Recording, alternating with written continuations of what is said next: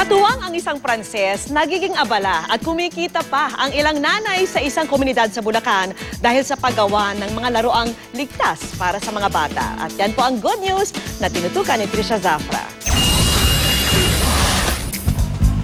Matagal ng pangarap ng Pranses na si Fabienne ang magtayo ng negosyo. Ngunit hindi niya akalaing sa dayuhang bansa pa niya ito matutupad. Ang kanyang pakikisalamuha sa mga nanay sa isang komunidad sa Bulacan sa iilang buwan niyang internship sa Pilipinas, nagbunga ng isang negosyo. My idea was, what if I bring my business skills, I partner with the sewing skills of the mothers, and we're just gonna do new products that will give them jobs.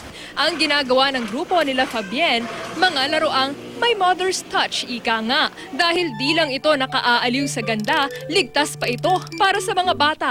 Most of the toys that I see in the market in the Philippines, they are actually banned in Europe. No plastic part that can be separated, so we're using felt.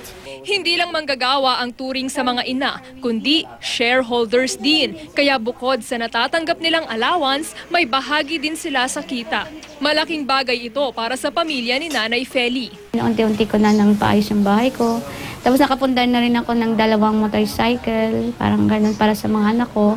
Tapos nagpapaaral ako ng college. What we want really is for them to take the lead on what they want to do with their life. Wala raw makakatumbas na yaman sa natutunan ni Fabienne sa kanyang pagbisita sa bansa.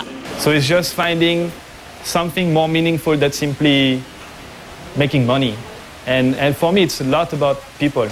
It's a lot about the relationship. Trisha Zafra, Nakatutok, 24 Oras.